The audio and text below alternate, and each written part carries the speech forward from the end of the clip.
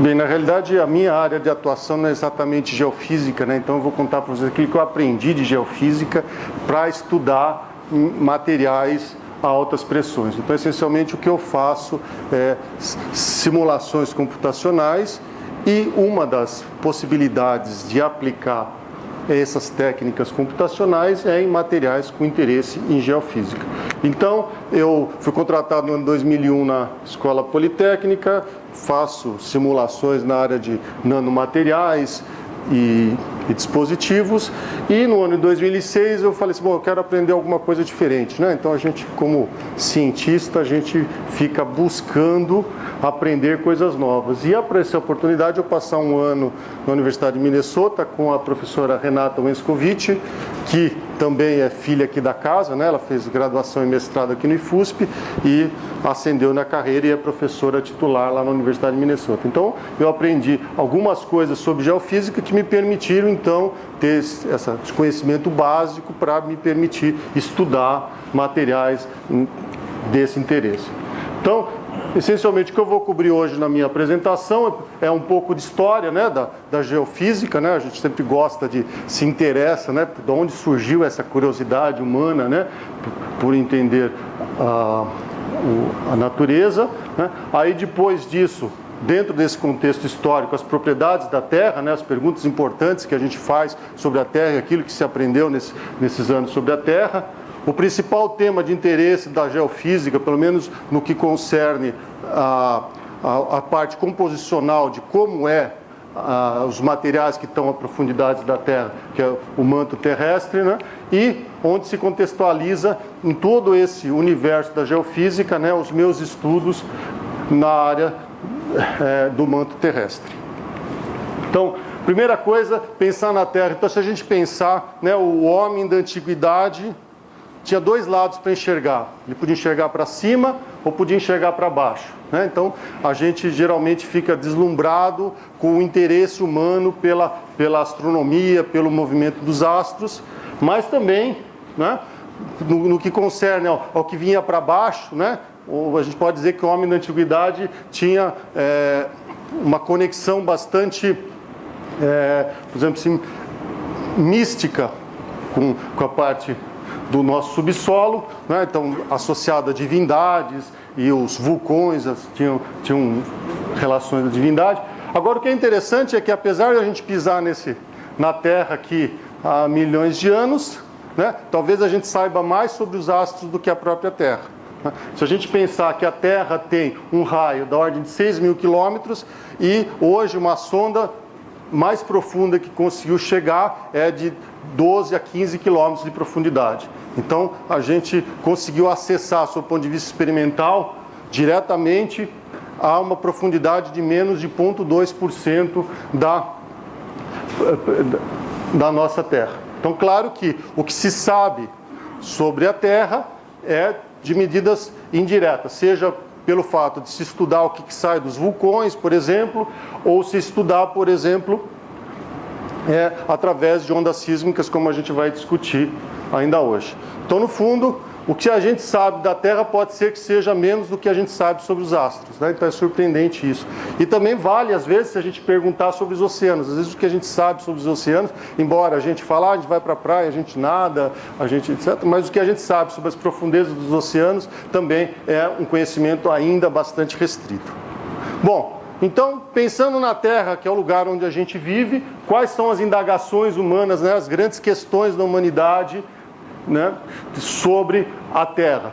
Então a gente pode perguntar, e em responder todas essas questões, vamos ver os processos científicos que foram usados para responder essas grandes questões.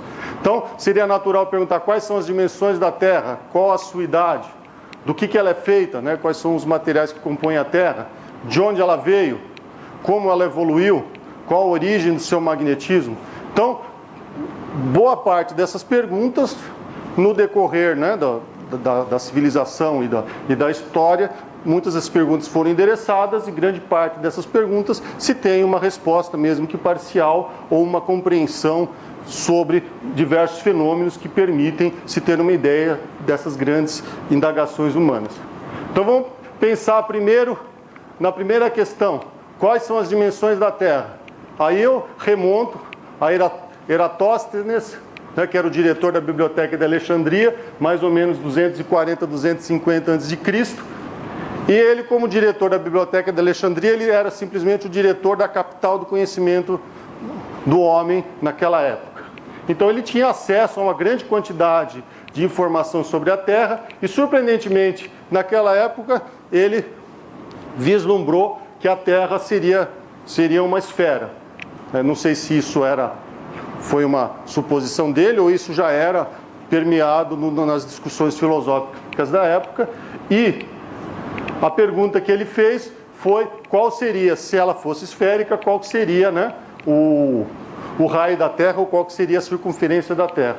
Ele usou um procedimento científico bastante rústico, mas na realidade ele pegou e ele estava, aqui é como se fosse a costa da África, e aqui Alexandria, bem no norte do Egito, e aqui a segunda cidade é Assuã, que na realidade na época tinha um outro nome, não me recordo agora, e ele sabia que no solstício os raios solares num determinado horário incidiam exatamente verticalmente sobre essa cidade de Assuã.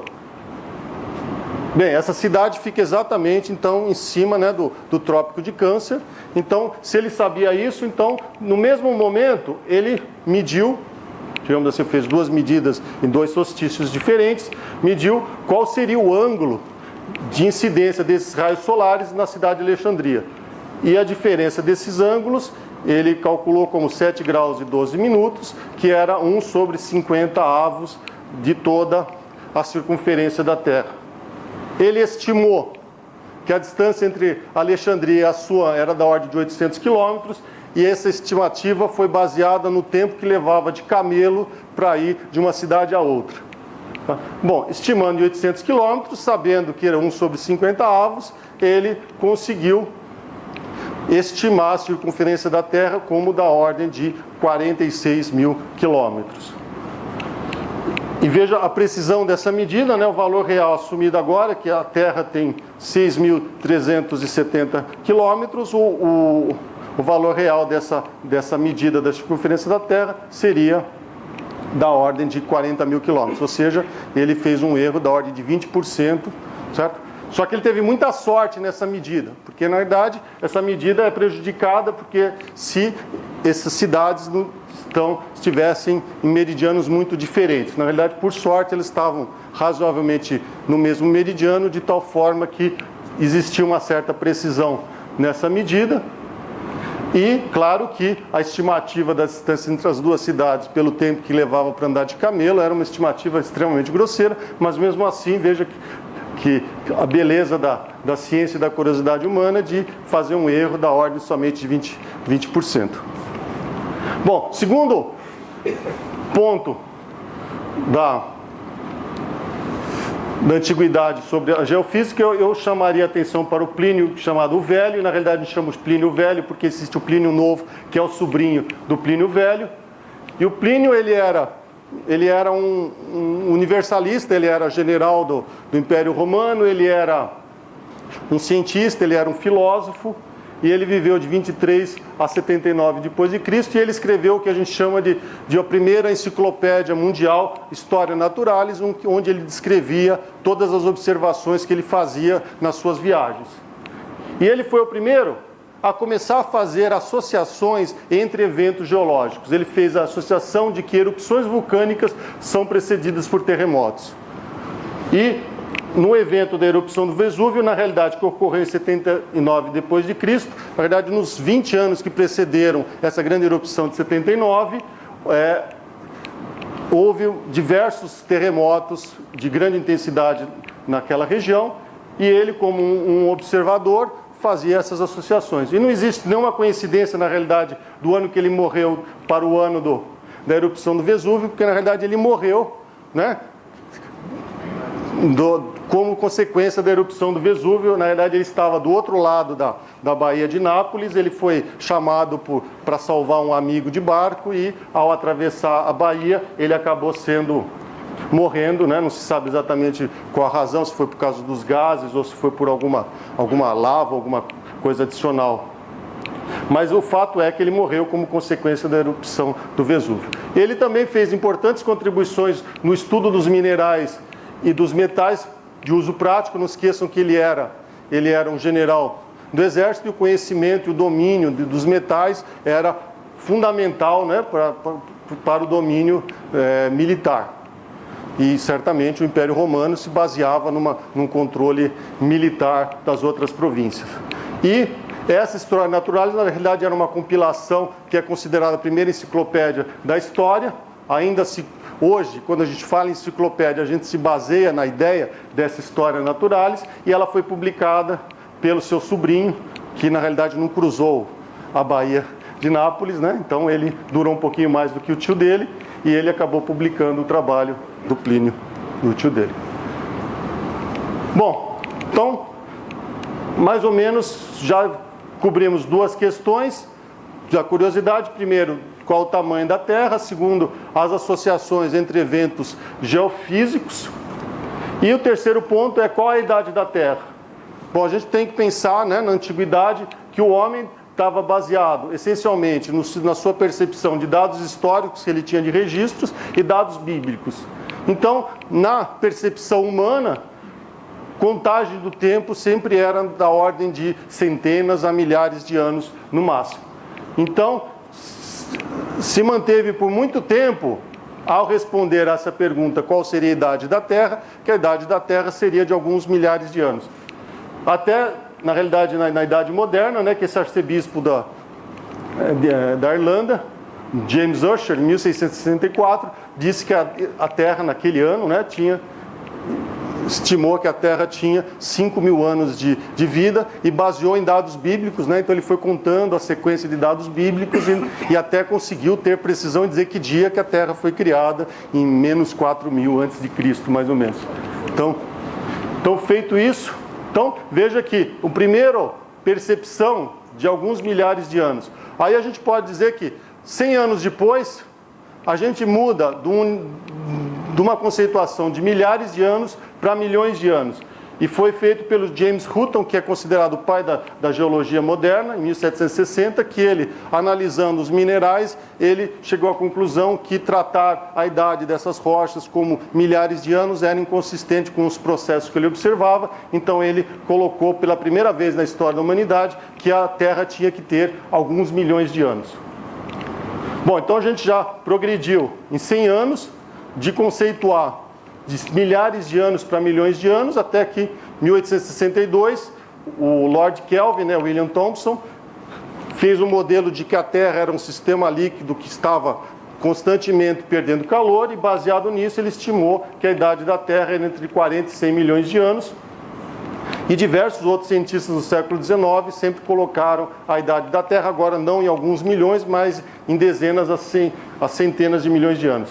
Até que, em 1895, foi o primeiro momento que começou a se falar em bilhões de anos, ainda com uma ciência bastante rudimentar, mas passou de milhares de anos em 1600 para milhões de anos em 1700, para 100 anos depois já está começando a se falar em bilhões de anos para a idade da Terra. Bom, qual a idade da Terra aceita atualmente? A idade da Terra aceita atualmente é 4,5 bilhões de anos. Desculpa pelo acento no O. E essa medida é baseada na radioatividade e na datação das rochas de meteoritos. E essa ideia de fazer datação pela radiação em meteoritos foi sugerido por Rutherford em 1905. Como é que se chegou a esse número aqui? Bom, primeiro se fez uma suposição que quando se formou o Sistema Solar, essencialmente a Terra se formou simultaneamente ao Sistema Solar. Então a idade da Terra é essencialmente a mesma da idade do Sistema Solar. Isso é uma suposição. Uma suposição razoável, mas continua sendo uma suposição. E adicionalmente a isso, então, se a idade da Terra é mais ou menos a idade do Sistema Solar, então todos os corpos que estão no Sistema Solar devem ter mais ou menos a mesma idade. Então, se a gente pegar alguns meteoritos e que tem alguns elementos radioativos, a gente pode analisar a concentração desses elementos radioativos, que a gente pode considerar que esse meteorito, uma vez que se formou, ele se tornou um sistema isolado, e se ele se tornou um sistema isolado, a gente vai comparar a concentração entre o material radioativo e os materiais e os elementos estáveis depois de que esses materiais radioativos decaíram com os anos. E o elemento mais interessante para fazer essa datação, pelo menos para analisar a idade da Terra ou a idade do Sistema Solar, é o urânio 238, que tem um tempo de meia-vida de 4,4 bilhões de anos, e ele decai em diversos outros elementos ainda radioativos, até ele chegar no Pb-206 estável, e o tório, o rádio, eles têm tempo de meia-vida de alguns milhares de anos, que são escalas de tempo irrelevantes em relação ao tempo de meia-vida do urânio 238. Então, se a gente quer falar em datação da ordem de bilhões de anos, obviamente a gente precisa de um elemento radioativo que tem um tempo de meia-vida substancialmente grande, da mesma ordem, por exemplo. Se não, né, se fosse um outro elemento radioativo de tempo de vida muito menor, né, a gente fosse medir a idade, a gente ia ter uma concentração muito pequena desse elemento radioativo, o que impossibilitaria qualquer precisão na medida desse corpo. Mas por que se usa meteoritos para se medir a idade da Terra e não próprias rochas da Terra? A gente precisa considerar que os elementos da Terra não necessariamente são, as rochas são sistemas isolados. Em princípio, eles podem ter sofrido diversos outros processos de liquefação e outras misturas químicas, de tal forma que a gente não pode considerar uma rocha na Terra como um sistema isolado para fazer essa datação. Sendo que um meteorito, a gente pode pensar que uma vez que ele saiu no espaço, ele ficou como um sistema isolado, então essencialmente ele não teve nenhuma outra interação que comprometesse as concentrações do mineral radioativo com o elemento final estável. Então veja que isso é uma suposição de que a idade da Terra é aproximadamente igual à idade do Sistema Solar, e esse é o número aceito nos dias de hoje. Bom, então agora a gente já entrou no século XX, e no século XX o grande geofísico que fez a grande contribuição para conhecimento geofísico foi o Wegener, que em 1912 construiu a teoria da deriva dos continentes, que essencialmente dizia que os continentes estavam se movendo com o passar do tempo. Na verdade, essa teoria, em 1912, foi apresentada e foi fortemente rechaçada pelos seus colegas, e somente passou a ser aceita nos anos 40, nos anos 50. E ele se baseava numa série de evidências. Na realidade, se a gente olhar a costa da América do Sul, a gente olha que ela tem a mesma forma dessa baía aqui na África. E se olhar também, né, que a Austrália se encaixa muito bem no sul da África e que a Índia também se encaixa muito bem no sul. Então a gente pode pensar nesse quebra-cabeças, juntar esses continentes, então é bastante razoável se supor isso. A teoria dele foi muito pouco aceita, ou na realidade muito rechaçada, porque ele não conseguiu construir um modelo físico que descrevesse como que esses continentes se moviam para chegar nessa situação atual em que nós vivemos. Então, uma das grandes descobertas da humanidade do século XX, certamente tem que estar presente nessa lista das grandes descobertas, a teoria das derivas dos continentes. O Wegener, na realidade, não viveu para ver a sua teoria vingar, porque ele morreu numa expedição na Groenlândia em 1930, então ele não conseguiu chegar a ver a sua teoria vingar na comunidade científica. Bem, então as evidências dessa deriva, se a gente analisar os fósseis na África, na América do Sul, e também analisar as composições geológicas nessas regiões, fica bastante claro que existe bastante evidências que justificariam essa teoria. E como é que evoluiu isso? Saiu de uma situação há 220 milhões de anos atrás, agora é como se imagina, né, do que a gente chamava do grande continente de Pangeia, e isso foi evoluindo para a situação atual, onde nós temos os continentes totalmente separados. Bom, como é que acontece essa deriva entre entre os continentes. Isso está baseado no princípio de que a Terra é formada por uma fina crosta sólida que está escorregando em cima do manto terrestre. Então existe material ascendente do manto terrestre que está subindo na sua condição líquida e alimentando as regiões entre duas placas tectônicas. Então, e ao alimentar essas placas tectônicas, elas vão se movendo em direções contrárias, claro que força com que elas se choquem com outras placas tectônicas.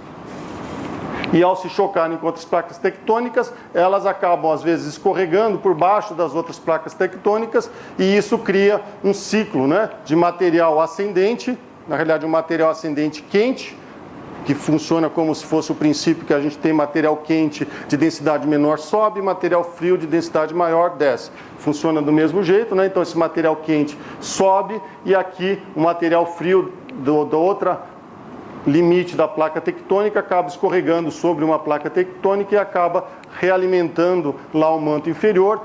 Então existe como se fosse um ciclo de matéria em escalas de milhões de anos.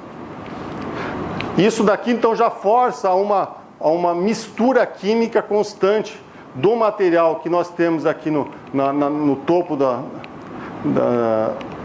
Terra, da crosta, com o material nas partes mais inferiores.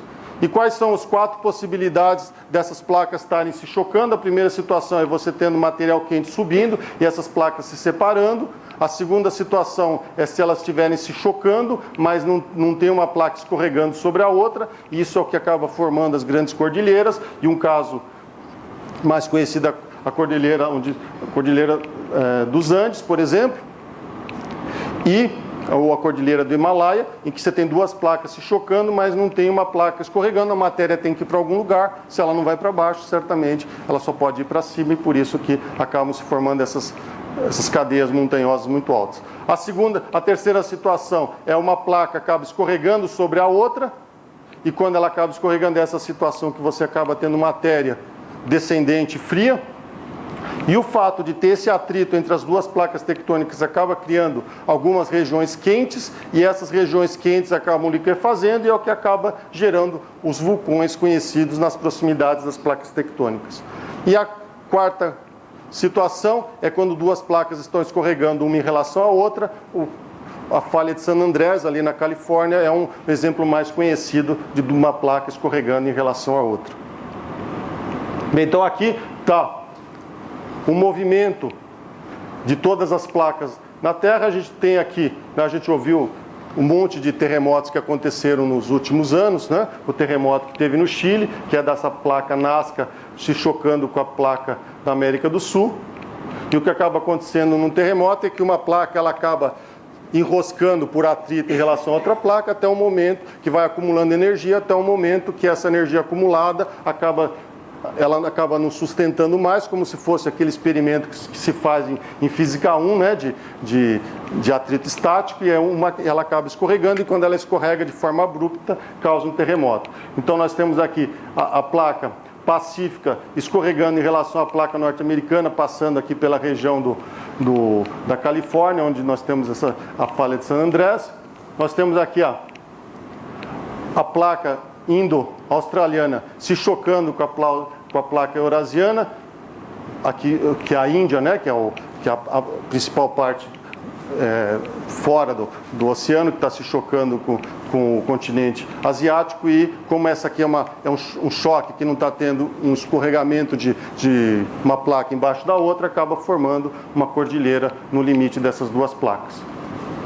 E também aqui, né, na Nova Zelândia, que a gente teve um terremoto na segunda-feira, né, que é o choque, e essas setinhas aqui é as regiões onde tem mais estresse acumulado. Então, por exemplo, aqui na Nova Zelândia, onde teve um terremoto há 3 dias atrás. Bom, então a gente conseguiu, né, entender como a Terra evolui, pelo menos na sua superfície. E também a associação entre placas tectônicas e vulcões. Aqui eu mostro para vocês os limites das placas tectônicas e os pontos em vermelho são os vulcões presentes. Na maioria dos casos, dos vulcões estão entre o limite das placas tectônicas. Alguns casos particulares, por exemplo, aqui o Havaí, que está no centro de uma placa tectônica, mas tem uma série de vulcões ativos. E eu vou explicar um pouquinho que isso aqui é um dos pontos mais quentes no momento da geofísica. Então, vocês veem toda aqui na costa do Pacífico, da América do Norte e da América do Sul, uma quantidade enorme de vulcões como resultado do escorregamento de uma placa em relação a outra. Então, na realidade, se a gente voltar àquela primeira análise do Plínio, lá que associava terremotos a vulcões, né? Quer dizer, os terremotos acontecem nos limites das placas e os vulcões também estão presentes nas regiões próximas a esses limites entre as placas tectônicas. Bem, então como é que é a constituição da Terra? Então a gente entendeu como ela evolui, então vamos começar agora a nos perguntar como é que do que ela é feita. Então a gente pode separar a Terra em 3 principais regiões: a crosta, que é bem fina, de alguns quilômetros no máximo, o manto terrestre, que tem o manto superior e o manto inferior, e uma região que a gente chama uma região de transição entre eles. E vocês veem que do manto inferior, que é a região, vamos dizer assim, de grande atividade científica hoje que as pessoas estão estudando, as pressões vão de 20 gigapascal até 130 gigapascal mais ou menos, são pressões enormes, e temperaturas também da ordem de alguns milhares de Kelvin. Na verdade, a temperatura da Terra, né, o mapa de temperatura como função da profundidade, é, digamos assim, que é algo o mais ainda controverso na literatura ainda. Mas a construção dessas regiões é razoavelmente bem estabelecida, e eu vou explicar por que a gente já sabe, né, que a gente consegue identificar uma região que a gente chama uma região de transição, que separa o manto entre uma região superior e uma região inferior. E aqui, a terceira região é o que a gente chama de caroço, que tem 2 regiões, um caroço líquido. Voltando ao manto, o manto é totalmente sólido, exceto regiões altamente quentes, onde você tem subida de matéria quente ou descida de matéria pelo choque entre as placas tectônicas. Então é um modelo bastante bem estabelecido. Então, minerais em seu estado sólido primordialmente, e aí a gente vai discutir um pouco sobre como é a constituição desse manto. Mas o caroço, ele tem 2 regiões principais, um caroço externo e um caroço interno. O caroço externo é uma região líquida, primordialmente composto de ferro e níquel. E a região interna, onde tem pressões altíssimas, da ordem de centenas de gigapascais, é um caroço primordialmente sólido de ferro. Então vocês veem que existe quase que um descolamento entre o caroço interno, e o manto, que tem uma região líquida entre eles. Bom, como é que se sabe tudo isso se experimentalmente a gente consegue acessar somente alguns quilômetros de profundidade na Terra? Então vamos tentar descobrir como é que isso é possível. Bom, adicionalmente isso, então o modelo do manto pode ser essencialmente a região do manto superior e do manto inferior, você tendo regiões de matéria descendo do manto superior para o manto inferior. Muita matéria às vezes desce da região da crosta e acaba ficando confinado nessa região de transição, porque existe uma grande mudança de densidade entre a região superior e a região inferior, e essa mudança de densidade pode ser que faça com que não seja energeticamente favorável ou termodinamicamente acessível que essa região fria chegue até a profundeza do manto. E tem regiões quentes, que a gente pode dividir em 2 regiões, aquelas que alimentam as regiões entre os limites das placas, ou que a gente chama de hotspots, que são como se fossem pontos muito quentes, que acaba tendo ascendência de massa de matéria quente líquida e que acaba formando aqueles vulcões no meio das placas tectônicas, mas nós vamos discutir isso um pouquinho mais para frente. Bem, esses hotspots O que são esses hotspots? Eu falei do caso do Havaí. Você tem como se fosse um ponto muito quente, subindo matéria quente das profundezas do manto, lá da região praticamente do limite entre o manto inferior e o caroço. Então, uma região extremamente quente. Então, você tem uma subida de massa líquida, de matéria líquida, subindo para a crosta. E o que acaba acontecendo é que isso aqui é bem quente, pode ser que em alguma situação ela acaba conseguindo romper, de tão quente acaba conseguindo romper essa crosta e acaba formando um vulcão no meio de uma placa tectônica. E o que acaba acontecendo é que depois de um tempo, esse rompimento acaba se extinguindo e aí para de ser ativo esse vulcão. Mas como a placa tectônica está se movendo, então você acaba tendo quase que fosse pequenos lançamentos, claro que em escalas de milhões de anos, de matéria de vulcões. Então você tem uma placa tectônica que está escorregando em cima de uma região que está parada e de tempos em tempos, ou sei lá, de milhões e milhões de anos, ela consegue romper a crosta e forma uma ilha. Então vocês veem que se você fizer uma análise geológica das ilhas do Havaí, as ilhas mais ao norte são ilhas geologicamente mais antigas que as ilhas mais ao sul. Então essa é a explicação em uma área bastante ativa na geofísica, explicando esses hotspots. Então isso explica por que existem vulcões mesmo longe de regiões limites de placas tectônicas.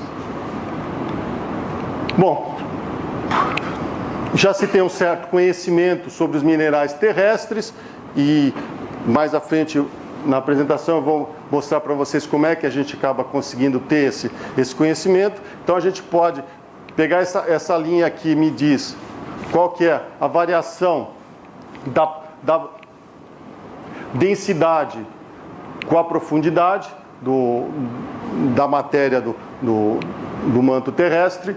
Então vocês veem que existe um aumento com a pressão e existem algumas regiões de grande mudança de densidade. E isso está associado a algumas transições microscópicas, né? Por exemplo, a dissociação, quer dizer, conforme aumenta a pressão, essa estrutura que é a primordial Mg2SO4, que é o componente primordial do manto superior, nessa região aqui se torna desfavorável ele continuar como sólido, ele acaba se dissociando e por isso as novas fases que acabam sendo energeticamente favoráveis nas regiões abaixo dessa região de descontinuidade de 670 km de profundidade, você acaba tendo uma grande descontinuidade na densidade. E isso causa importantes efeitos naquelas placas tectônicas que estão descendo, porque aí vai envolver aquela ideia de o material ser frio e maior densidade acabar descendo, mas pode ser que se ele não for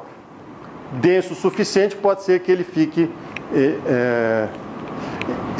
enroscado aqui nessa região, ele acabe não conseguindo descer até as profundezas do manto. Bom, o conhecimento de quais são as composições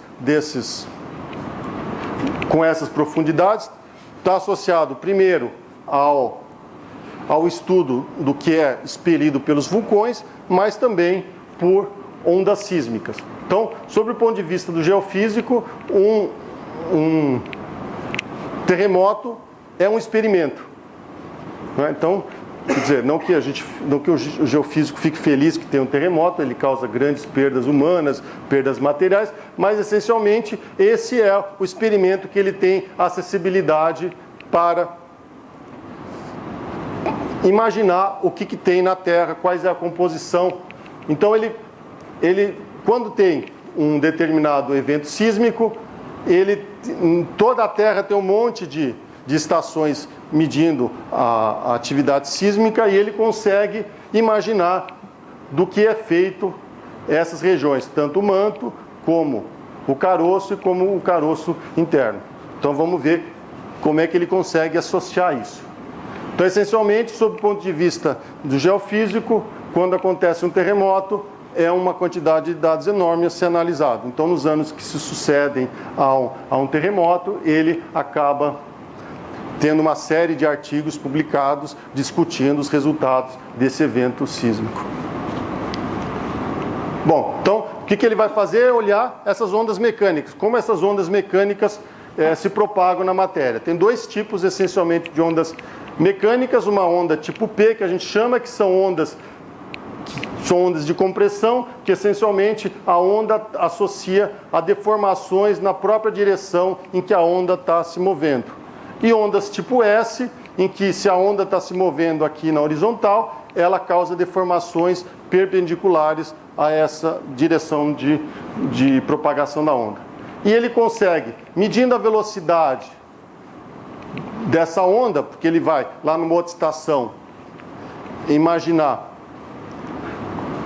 quanto tempo levou entre o evento sísmico e o tempo que chegou, o intervalo de tempo que chegou aquela onda sísmica, ele consegue associar duas grandezas importantes dos materiais: as constantes elásticas, né? K é o módulo de compressibilidade volumétrico e o G é o módulo de deformação de cisalhamento.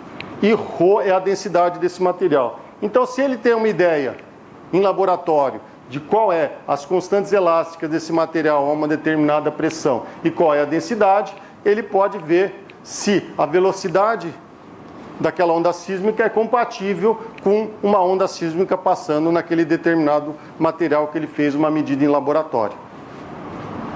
Então, essencialmente, é assim que ele faz um mapa da constituição da matéria, fazendo essa conexão indireta, associando aquilo que ele sabe de um determinado material, das constantes elásticas, da sua densidade, com a velocidade de fato das ondas sísmicas que passam pela Terra. E não faltam eventos sísmicos para ele ter experimentos. Aqui está um mapa dos eventos sísmicos nos últimos 30 anos. Cada ponto é um evento sísmico, que ocorre primordialmente, vocês veem, nas regiões de placas tectônicas, e tem uma média de mais ou menos eventos mensuráveis e de intensidade razoável para dados serem confiáveis, de 10 mil eventos por ano.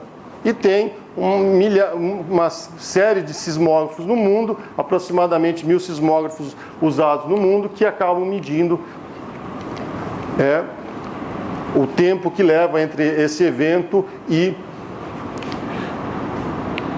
o tempo de saída, né, o tempo que acontece o evento do terremoto e o momento que chega, né, a onda passando por dentro da Terra. Mas é importante só voltar aqui e falar que uma razão por que se sabe que existe uma região de material líquido aqui no caroço externo da Terra é porque nessas regiões líquidas somente ondas tipo P se propagam, né? As ondas tipo S se dissipam. Então, como as ondas sísmicas que passam por essa região, eles só veem a incidência de ondas tipo P chegando do outro lado, eles sabem que então tem que ter uma região líquida nessas profundidades.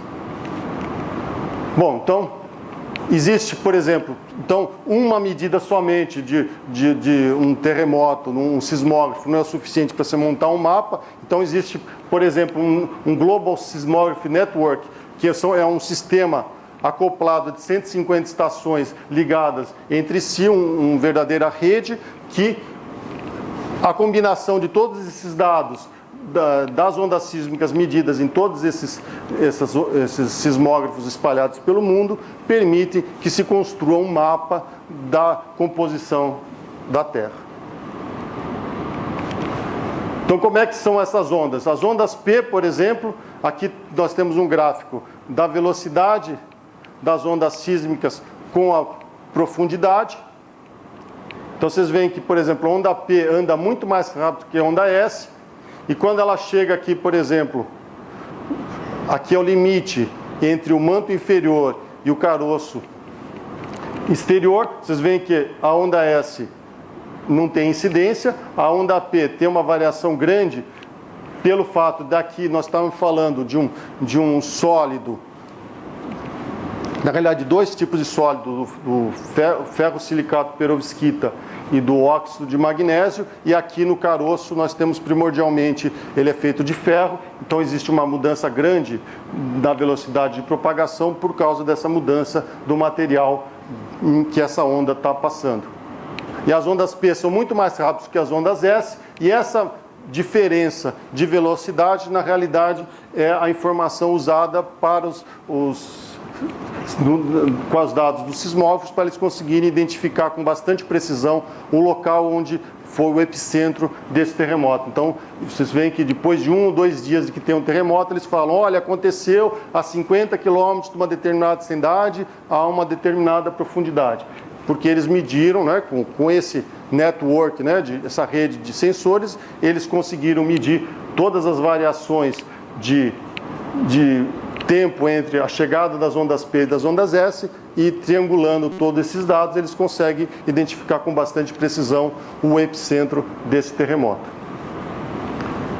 Adicionalmente isso aqui eu também mostro a densidade, né, que é a densidade desses minerais que eu citei no manto inferior, e aqui nós temos, né, o aumento da densidade, porque a pressão está comprimindo esse material, né, e o aumento da densidade, e aqui nós temos primordialmente ferro, e no caroço interno também ferro primordialmente. E no caroço interno se sabe que ele é sólido porque volta a ter ondas tipo S se propagando por essa região do caroço interno. Bom, então esse daí é mais ou menos um mapa que a gente construiria do subsolo. Existem regiões mais quentes de matéria ascendente e regiões mais frias está associado à matéria descendente no manto. E essa matéria que desce do manto devido à diferenciação de densidade entre o manto inferior e o caroço, né? Essa matéria acaba ficando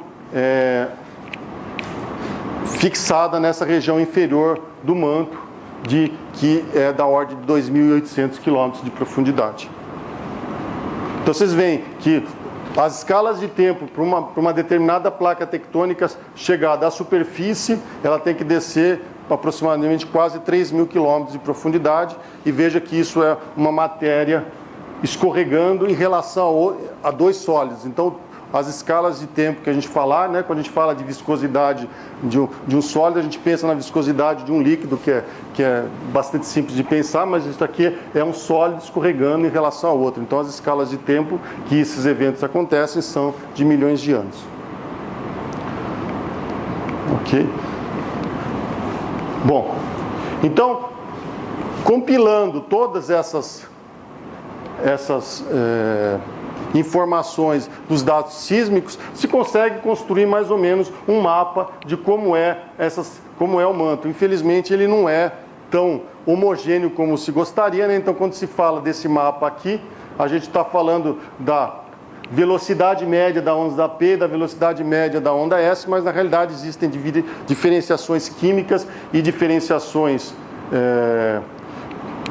de composição que fazem com que a gente construa um mapa bastante complexo de como é o manto inferior. E como é o caroço externo e o caroço interno, ainda é muito mais difícil de se ter uma ideia. Então, vamos dizer assim, que é uma região ainda a ser explorada com mais detalhes.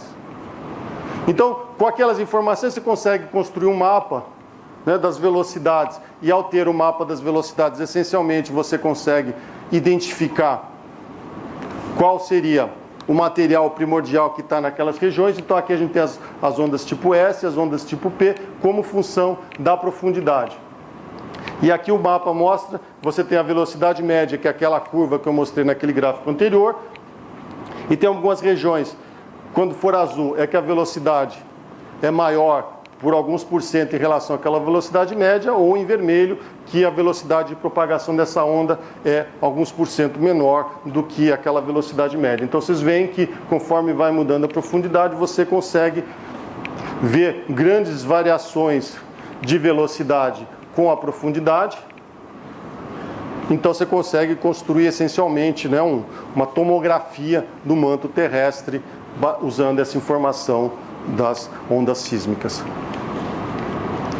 Bom, a composição do manto, depois de todas essas informações, é razoavelmente estabelecido, como a gente fala razoavelmente porque nunca é muito preciso, que ele é feito primordialmente, na realidade 90% dele, de ferro silicado perovskita, que é uma liga MgSO3 com uma inclusão de ferro, e a soma dos dois, na realidade, mais de 90%, na realidade 70%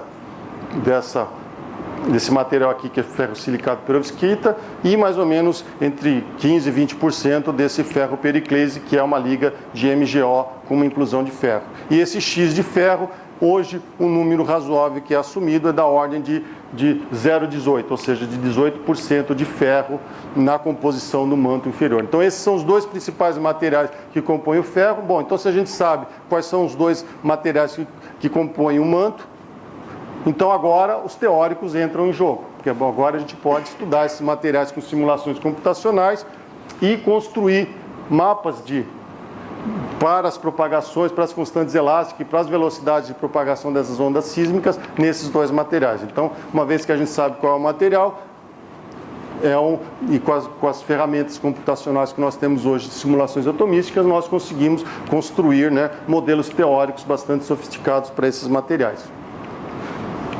Então, o que a gente consegue fazer?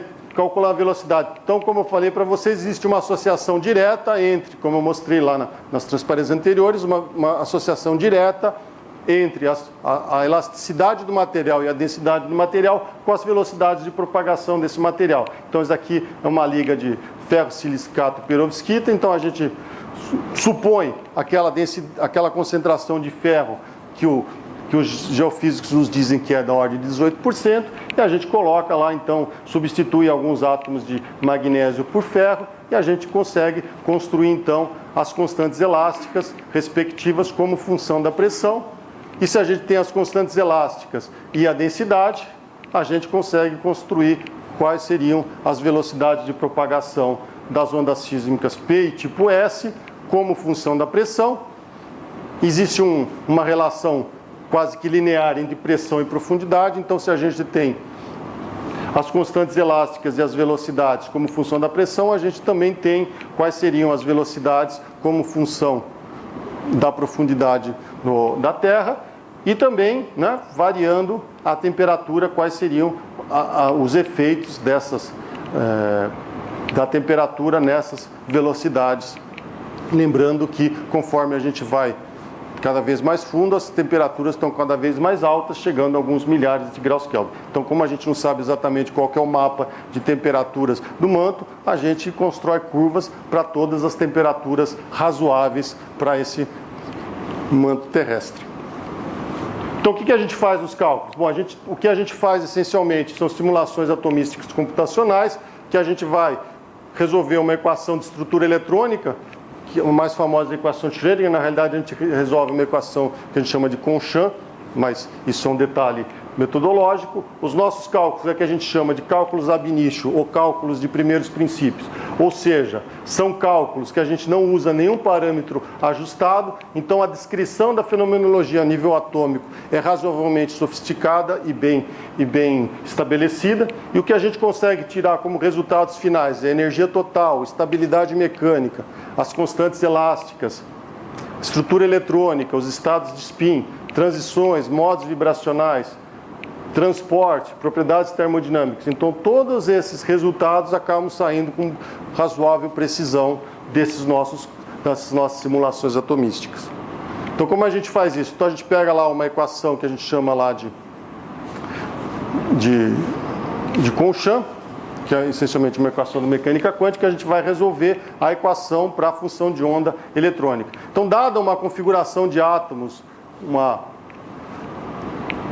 determinada configuração atômica, um agrupamento de átomos, a gente pode descrever as interações, seja por uma abordagem clássica ou quântica. Geralmente a gente faz uma abordagem quântica. Então, dado essa configuração entre as posições dos átomos, com essa informação, qual seria, e descrevendo também quais seriam os átomos, os tipos de átomos, o número atômico desses átomos nessas posições, a gente consegue tirar todas aquelas propriedades, né, que seria a estrutura eletrônica tirando da função de onda, e baseado nas forças entre os núcleos e entre os elétrons-núcleos e os elétrons-elétrons, a gente consegue encontrar qual que seria a configuração estável e, a partir disso, conseguimos tirar uma série de informações, inclusive aquelas de importância geofísica. Então, essencialmente, uma vez que a gente consegue resolver uma equação e minimiza para encontrar qual que é a configuração estável, então, essencialmente, a gente consegue construir um mapa de qual que é a energia total desse sistema. Se a gente consegue construir a energia, a gente calcula os modos vibracionais desse sistema, ou seja, como todos os átomos vibram nesse sistema, e aí nos permite construir uma termodinâmica desse sistema, construindo uma energia livre baseada na energia interna, né, e nos modos vibracionais, de tal forma que toda a termodinâmica desse sistema passa a ficar acessível, a gente consegue tirar a pressão, a entropia, a energia livre de Gibbs dessa construção.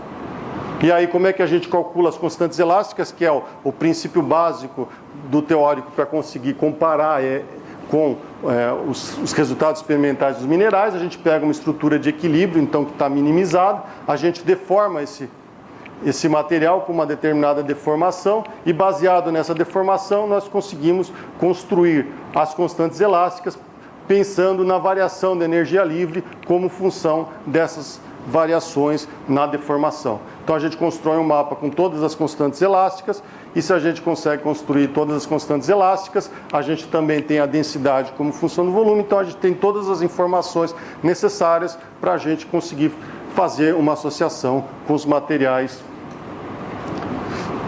que os geofísicos têm interesse. Claro que essas metodologias não se aplicam só à geofísica, se aplicam a uma infinidade de possibilidades.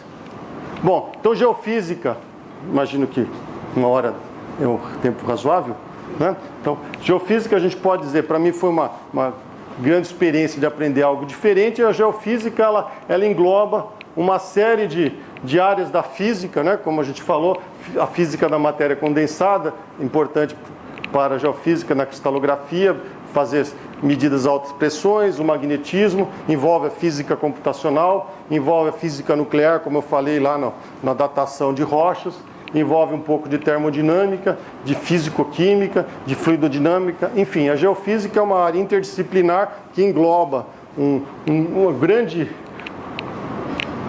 quantidade de informações de diversas áreas, então foi uma oportunidade de aprender um pouquinho a mais, né, de todas as áreas, não envolve física matemática, então desculpa.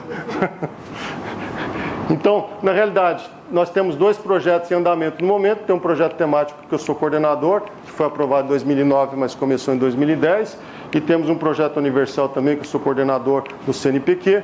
Então nós temos interesse em ampliar esse grupo de estudo, então temos interesse em associar estudantes de graduação, mestrado, doutorado, pós-docs. Então temos uma série de oportunidades para as pessoas que estiverem interessadas nesse tema. Então, agradeço ao convite do professor Oscar e agradeço a todos. Obrigado.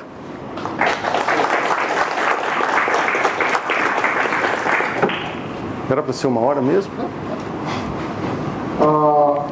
Perguntas?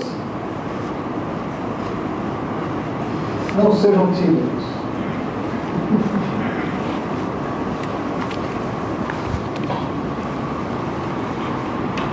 Boa noite.